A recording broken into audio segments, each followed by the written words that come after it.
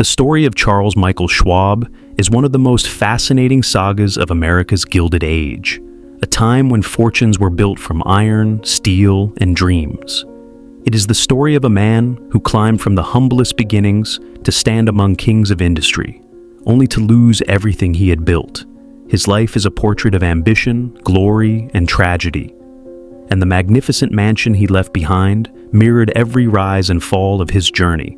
Imagine building a home so magnificent that even the most powerful names in New York, the Vanderbilts, the Astors, and the Carnegies, stood in stunned admiration.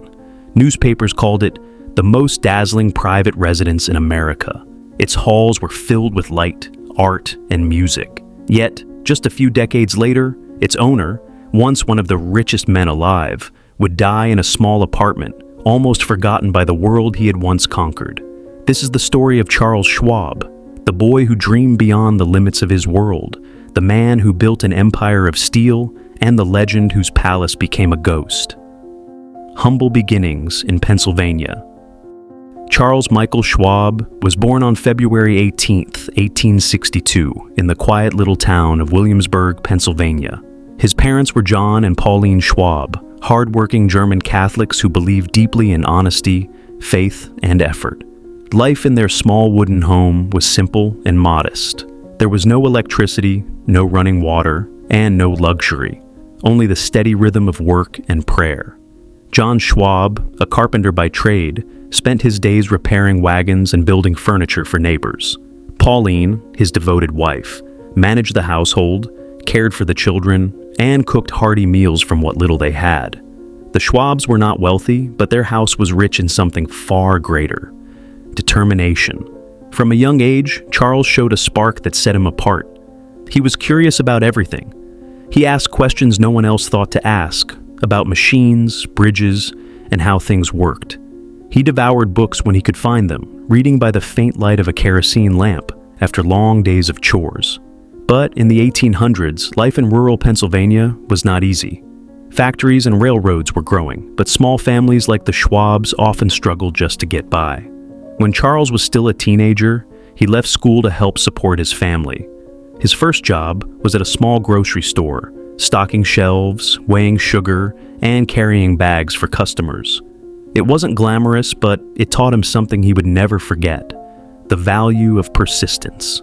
Still, deep inside, Charles Schwab dreamed of something more.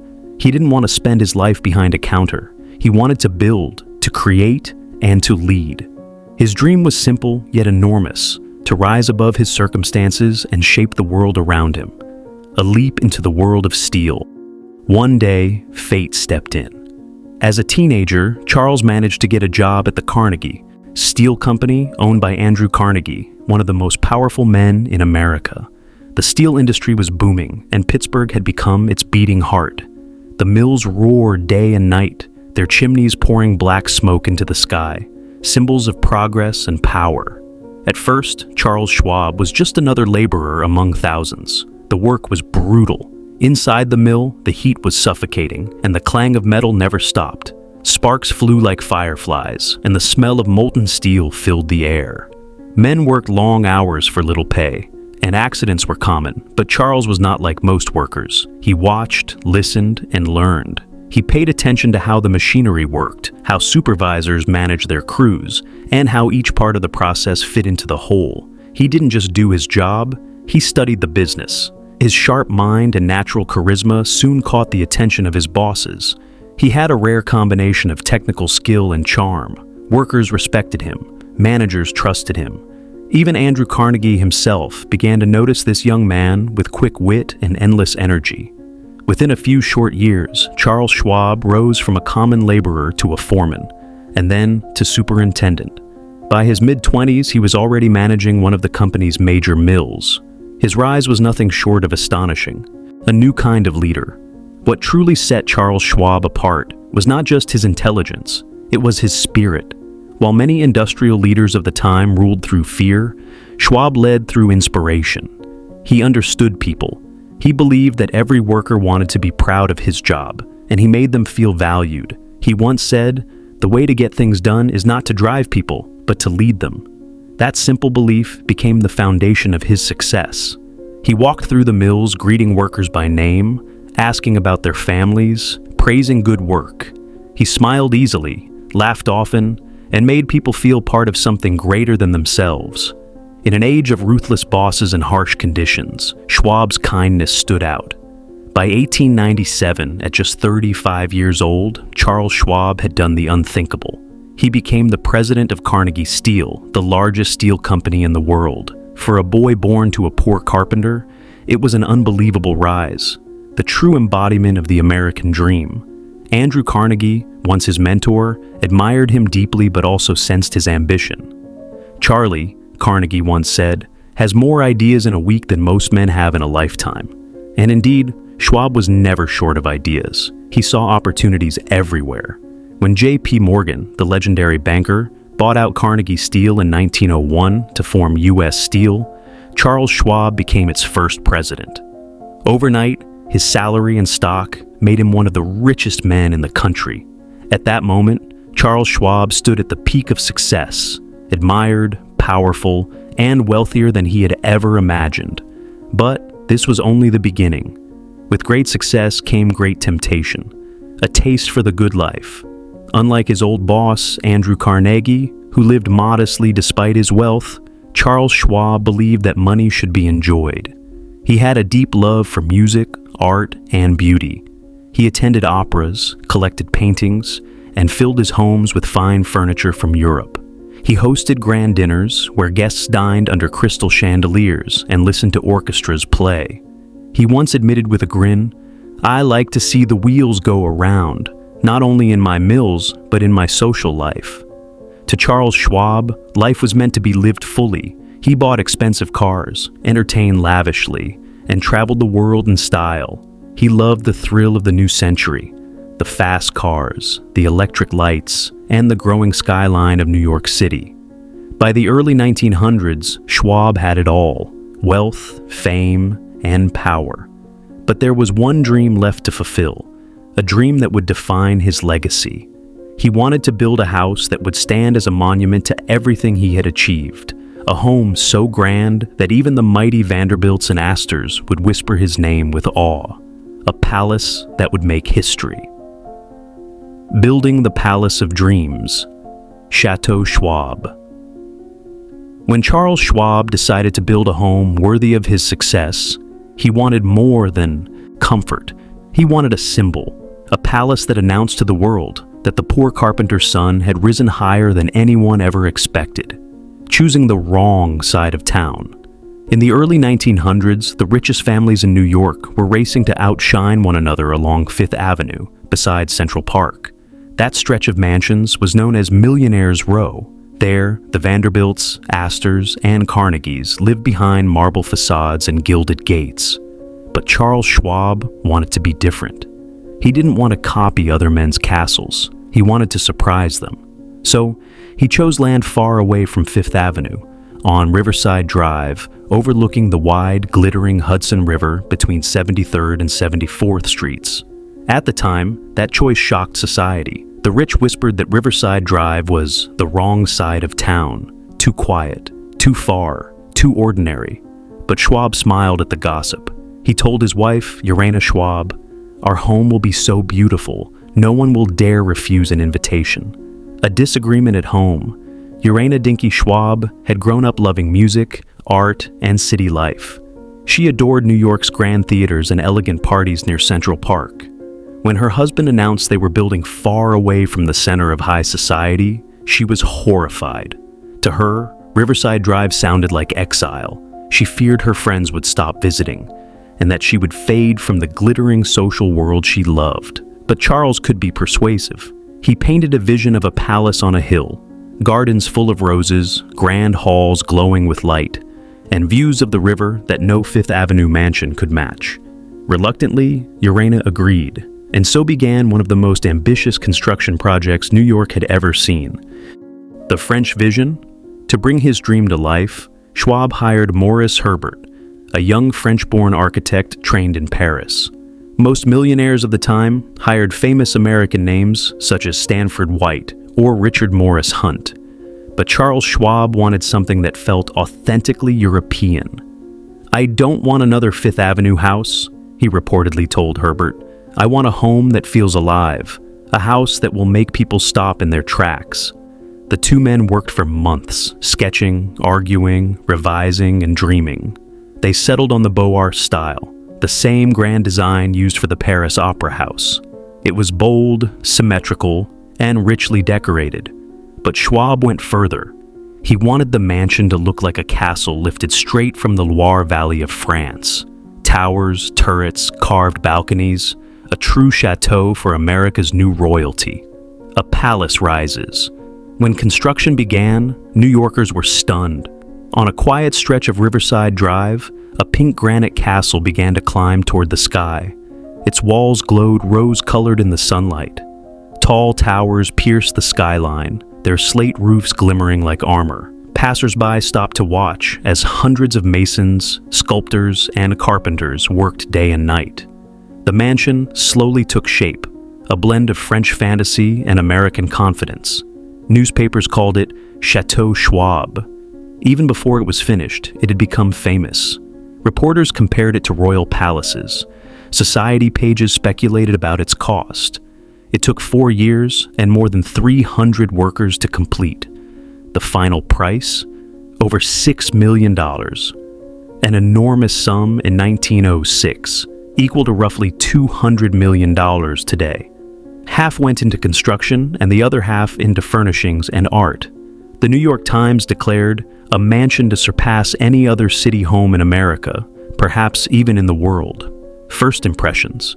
Visitors approaching Chateau Schwab found themselves entering a dream. A grand iron gate opened to a curving driveway surrounded by lawns, fountains, and marble statues.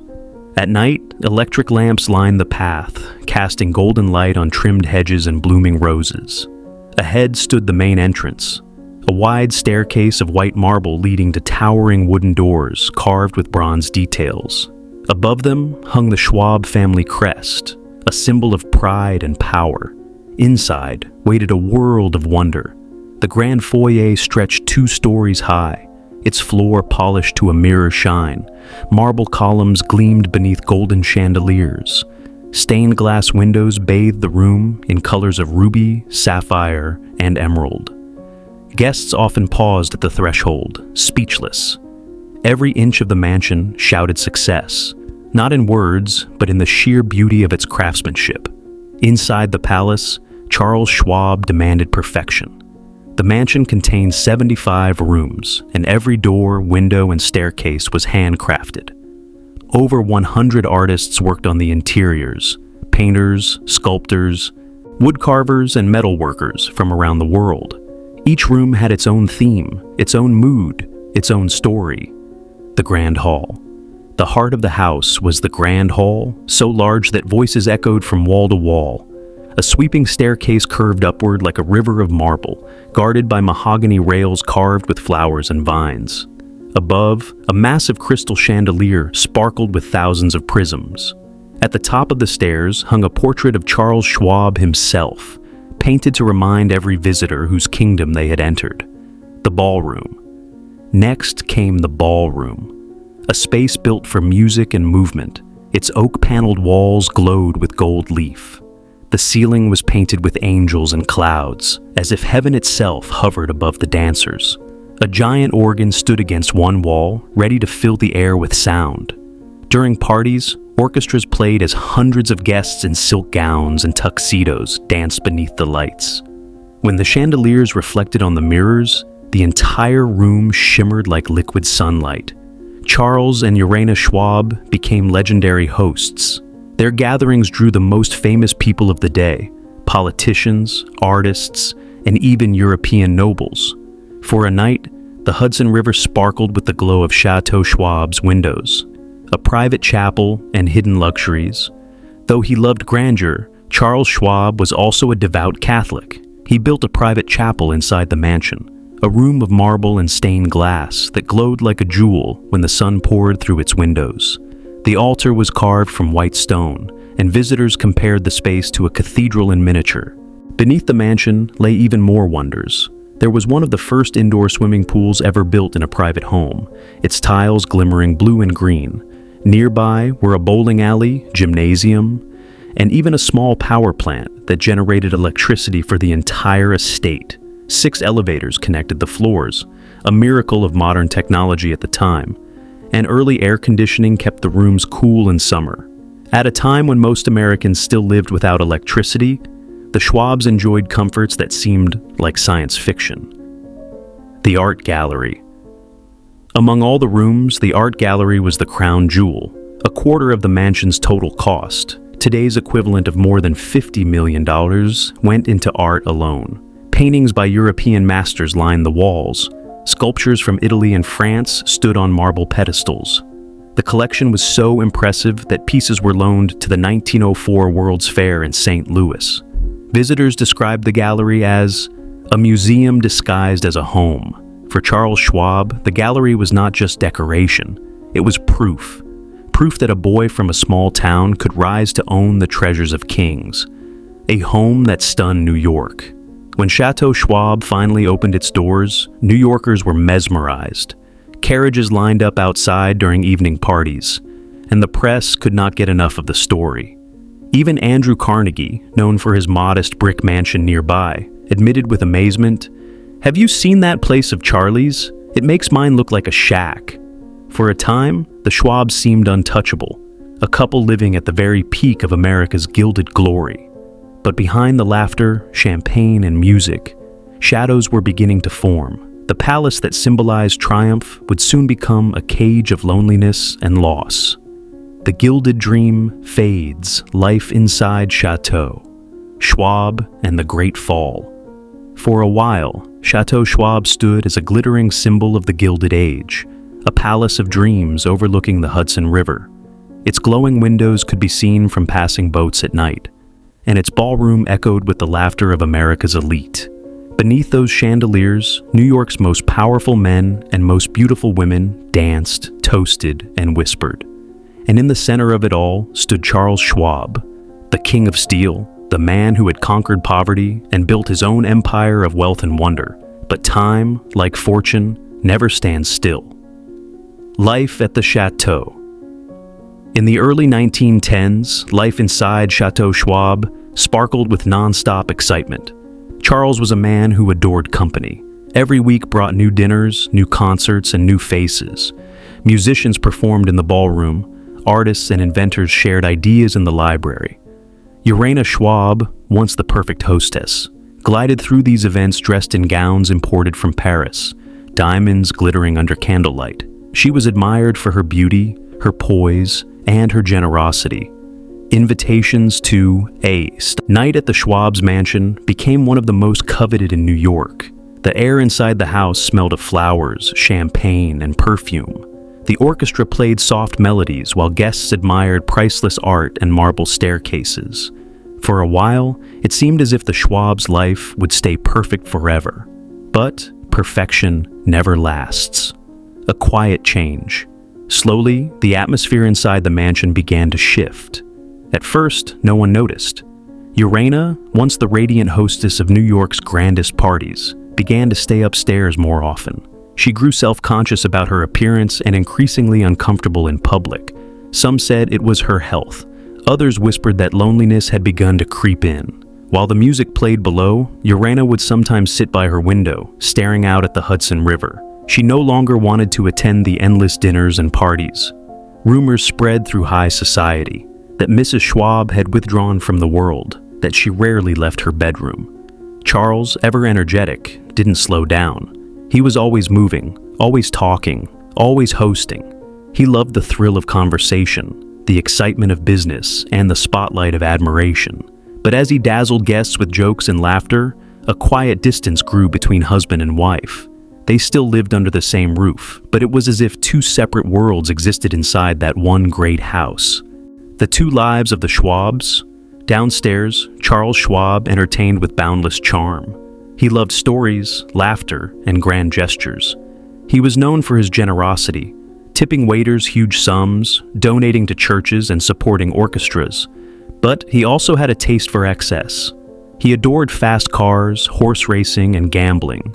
He was said to have lost a fortune at the casino in Monte Carlo in a single night. Yet, He laughed about it afterward. "Easy come, easy go," he'd say with a grin. To him, money was meant to be enjoyed, not hoarded. Upstairs, Urania lived a quieter life. Servants brought her breakfast on silver trays. She spent her days reading, writing letters, and listening to the faint echo of the ballroom below. Once the queen of society, she now avoided the very world that had once adored her. The mansion, which had once symbolized love and triumph, began to feel like a gilded cage, a home with a new purpose. When World War I began in 1914, even the wealthy of New York felt the shock of change. Society parties became smaller, and charity took the place of luxury.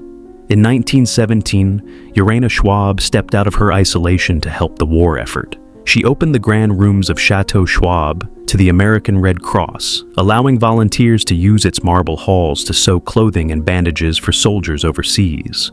The ballroom that once hosted waltzes now echoed with the sound of sewing machines and voices singing patriotic songs. For the first time in years, the mansion's doors were open not just to the rich, but to ordinary citizens working for a noble cause. For Urania, it was healing. The palace that had once been a stage for pride became a place of purpose. The Roaring Twenties. After the war, America changed. The 1920s brought jazz, electricity, and new wealth. Skyscrapers rose into the sky, and automobiles filled the streets. A new generation of millionaires, men who made their fortunes in oil, automobiles, and movies, replaced the old steel barons and railroad kings. But Charles Schwab refused to be left behind. He invested in everything: ships, real estate, and new technology. He believed the future was his. "There's always another deal to be made," he told friends with a confident grin.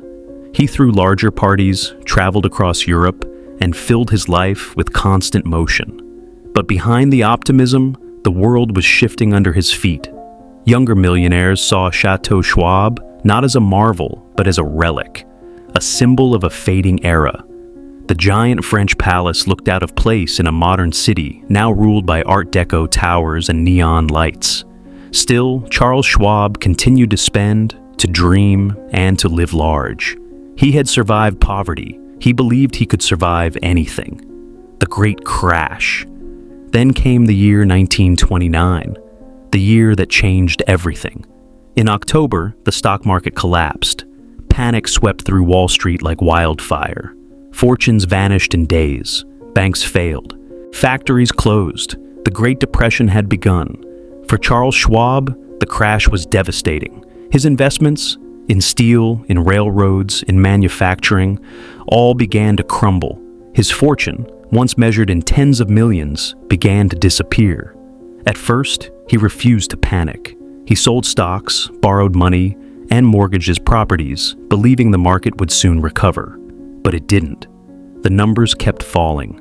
Within months, the man who had once built one of the greatest industrial empires in America was struggling to pay his bills. The burden of a palace, the great Chateau Schwab, once his pride, became his greatest problem. Keeping such a massive house running cost a fortune. There were dozens of servants, gardeners, cooks, maids, and engineers. The private power plant had to be fueled. The elevators and heating systems required constant maintenance. Even as his fortune vanished, Charles refused to give up the mansion. But soon, he had no choice. In 1930, he put the estate up for sale for $4 million, far less than what it had cost to build. But no one wanted it. The Great Depression had changed everything. The rich weren't buying palaces anymore. They were selling them. Mansions that once hosted balls now stood dark and empty. Chateau Schwab, too grand and too costly, became unsellable. The fall of a titan. By 1939, Charles Schwab's fortune was gone. The man who had once ruled America's steel empire now found himself nearly penniless. Servants left, rooms were sealed off, and the gardens grew wild with weeds. That same year, he finally walked out of Chateau Schwab for the last time. He moved into a small apartment on Park Avenue, bringing with him only a few belongings and memories of a life once filled with light. Neighbors described him as kind but quiet, a man who smiled politely but carried the weight of regret in his eyes. On September 18, 1939, Charles Michael Schwab passed away. He had lived a life that spanned the rise of American industry and witnessed his own empire crumble to dust. The man who once owned a palace now left behind little more than a story. The empty giant, the abandonment and destruction of Chateau Schwab. When Charles Schwab died in 1939, the world he had helped build was already fading into memory. The steel mills that once thundered under his command had quieted.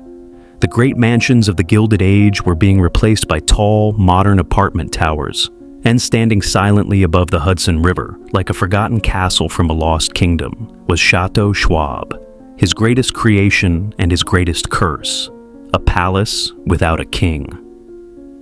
After Charles Schwab's death, the mansion on Riverside Drive became eerily quiet. The marble halls that once echoed with laughter and music were now filled with silence. Curtains hung motionless over tall windows. Chandeliers gathered dust. The gardens, once kept in perfect order by a small army of gardeners, turned wild and overgrown. The mansion's caretakers did what they could, but it was impossible to keep such a vast estate alive without its master. To the few who passed by, it looked like a sleeping giant, majestic but lifeless.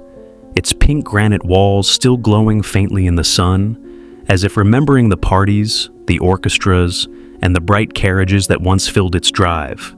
Children in the neighborhood would whisper stories about the ghost house by the river. Some said they saw lights flicker inside at night. Others claimed they could hear faint piano music through the walls. The spirit of Charles Schwab still entertaining guests long after death. A debate over the future. In the early 1940s, as New York grew and modernized, city leaders debated what to do with the empty chateau. Some suggested turning it into a museum, honoring one of America's great industrial pioneers. Others proposed converting it into an official residence for the city's mayor, a palace for public service instead of private luxury. Architects praised its craftsmanship. Writers called it a living monument to an age of American confidence. But there was a problem: the cost.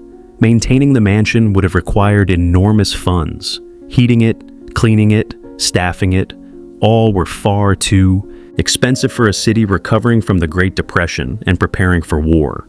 When the mayor himself visited to inspect the property, he shook his head in disbelief at the gold ceilings, marble staircases, and miles of hallways. He said quietly, "It's too grand to represent the people." With that, the dream of saving Chateau Schwab was lost. A ghost on Riverside Drive. Throughout the 1940s, the house stood empty, a lonely monument to a bygone world. Weeds climbed the stone walls, rain seeped through the roof. Pigeons nested in the towers that once sparkled with copper domes. Still, it remained breathtaking. Even in decay, the mansion refused to lose its dignity. The pink granite still blushed in the sunlight, and the carved balconies still looked out over the Hudson, like watchful sentinels from another time. People walking along Riverside Drive would often stop and stare. Some felt sadness for what had been lost.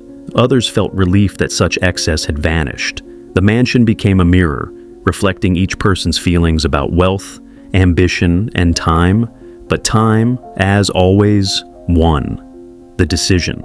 By the late 1940s, New York City was growing faster than ever. The post-war boom brought new families, new businesses, and a desperate need for housing. The empty chateau with its massive grounds began to look less like a treasure and more like wasted space. Developers made offers, preservationists protested, but progress was unstoppable. The city decided the mansion had no future. Demolition crews arrived quietly, almost respectfully, as if aware they were about to erase a piece of history. There were no grand farewells, no speeches, no ceremonies, just the dull roar of machines and the crack of stone breaking against steel. From palace to rubble, piece by piece, Chateau Schwab began to disappear. The towers that had once touched the sky were the first to fall, their slate roofs shattered like glass. The marble columns of the grand hall crumbled under the weight of modern machinery. Inside, the carved staircases and gilded ceilings that once made guests gasp were ripped apart and thrown into piles of debris. A few people gathered on the sidewalks to watch. Older New Yorkers shook their heads in disbelief, remembering the mansion's glory days. "You don't see houses like that anymore," one man reportedly said. When the wrecking crews reached the ballroom, workers paused to stare at the painted ceiling before it was destroyed. Cherubs, clouds, and gold leaf vanishing under gray dust. By the end, all that remained was a heap of rubble and memory. In just a few weeks, the grandest home in America was gone. The Schwab House, a new beginning. But the land where the chateau once stood didn't remain empty for long. In the early 1950s, construction began on a new building. Not a mansion, but a modern apartment complex. It would house hundreds of ordinary New Yorkers, teachers, workers, and families. Ironically, the developers named it the Schwab House, in memory of the man whose palace had once stood there. The name stayed, but the meaning changed. Where Schwab once meant unimaginable wealth and elegance, it now represented practicality, affordable homes for everyday people. Some saw this as a sad ending, a final insult to a man who had once lived like royalty. But others saw it as poetic justice, proof that time evens out all extremes. The mighty and the humble eventually share the same ground. Today, the Schwab House still stands on Riverside Drive, its brick walls neat and simple. Most residents have no idea that beneath their feet once stood a French chateau filled with art, gold, and marble. But if you listen closely on quiet nights, perhaps, just perhaps, you might imagine the faint sound of violins drifting through the air, echoing from a world long gone. A lesson carved in stone. The destruction of Chateau Schwab marked more than the end of one man's dream. It symbolized the end of an era, the twilight of America's Gilded Age. The world that had built such mansions was gone, replaced by a new America built on industry, speed, and practicality. The city no longer had room for marble palaces and personal empires. It needed apartments, offices, and schools. And so, just as steel replaced wood and glass replaced stone, modern life replaced the grandeur of the past. But in losing Chateau Schwab, New York also lost a piece of its soul. The boldness to dream without limits. Legacy of a lost dream. The man, the mansion, and the American lesson. When the dust finally settled on Riverside Drive, and the last marble stone of Chateau Schwab was hauled away, New York City, barely worse, paused to notice. The world had changed. The Steel King's castle was gone, replaced by the hum of buses, the laughter of children, and the clatter of shoes on modern sidewalks. But, to those who remembered, the image of the great mansion never truly faded. It remained in photographs, in old newspaper headlines, and in the memories of people who had once seen its towers glowing pink in the afternoon sun. It was more than just a house. It was a story about dreams, ambition, and the fragile beauty of success. The mansion that time forgot. For decades after its demolition, people spoke of Chateau Schwab as if it were a myth. Old New Yorkers told stories of the ballroom that could hold hundreds, the crystal chandeliers that shone brighter than moonlight, and the gardens that rolled gently toward the Hudson River. They said the house had a soul, that it carried the spirit of its builder, Charles Schwab, in every stone and sculpture. But most of all, they remembered how quickly it all vanished. In the space of one lifetime, a man had risen from poverty, built a palace greater than any in America, and then lost it all. It was a story so dramatic, it felt like something out of a novel. Yet it was true, painfully, beautifully true. A mirror of the Gilded Age. The story of Charles Schwab and his mansion mirrors the story of America during the Gilded Age. It was a time of incredible invention and wealth, but also of imbalance and excess. Men like Andrew Carnegie, John D. Rockefeller, and Charles Schwab helped transform the United States into an industrial giant. They created steel, oil, and railroads, the backbone of a new nation. But with their success came a hunger for more. Mansions grew larger, parties grew brighter. Wealth was displayed like a badge of honor. The Gilded Age was dazzling, but it was also fragile. It gleamed on the surface, yet beneath the shine lay cracks, greed, pride, and overconfidence. And when the Great Depression came, those cracks split open. Just like the golden paint that flakes off with time, the wealth of that age could not last forever. Charles Schwab's life captured that truth perfectly. He embodied both the power and the peril of ambition. He was brilliant and kind, but also reckless. He could inspire thousands, yet he could not always control himself. He believed in hard work, but he also believed in endless spending. He was, in many ways, both a hero and a warning, the man behind the mansion. When historians look back at Charles Michael Schwab, they see more than a steel magnate. They see a man who lived every moment as if time itself could be conquered. He once said, "The man who has done something is always miles ahead of the man who says he will do something." And that was his secret. He did things. He took chances. He dreamed big when others were afraid to. Without men like him, America's great bridges, railroads, and skyscrapers might not exist. The steel he produced built cities, ships, and the very bones of modern America. Yet the same daring spirit that built his empire also led to his downfall. He lived fast, spent freely, and trusted that success would always return. When the market collapsed, so did the world he had built. Still, in his rise and fall lies something deeply human, the desire to leave a mark on the world, even if it fades. What remained? After his death, Chateau Schwab became a legend, a lost monument to a man who refused to stop dreaming. The new apartment complex that took its place, still called the Schwab House, became home to everyday families. Its hallways echoed with children's laughter instead of orchestras, and its windows looked out over the same river that had once reflected the glow of marble towers. To most residents, the name Schwab meant nothing, but to history, it meant everything. The transformation of a French palace into modest apartments became a symbol of how the world had changed, from the luxury of the few to the needs of the many. And perhaps in that quiet change, there was a lesson Charles Schwab himself might have understood at last, that even the grandest dreams must someday give way to the lives they inspire. Remembering the dream.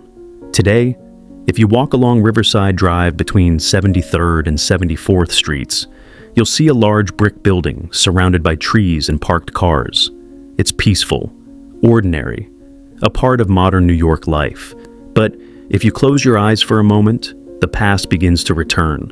You can almost hear the sound of carriage wheels on gravel, the faint laughter of guests arriving for a grand party, and the deep hum of an orchestra tuning its instruments inside marble walls.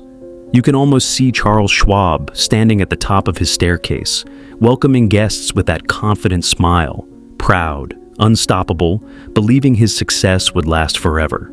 Then the vision fades, the music drifts away. All that remains is the sound of the wind against the river and the soft whisper of history saying, "Nothing lasts forever." A timeless lesson. The story of Charles Schwab and Chateau Schwab isn't just about wealth or loss. It's about what it means to dream, to chase something bigger than yourself, even when you know it might not last. It reminds us that success is fleeting, beauty fades, and time erases even the grandest achievements. But it also reminds us that dreams, courage, and hard work can lift anyone from humble beginnings to unimaginable heights. Charles Schwab began with nothing.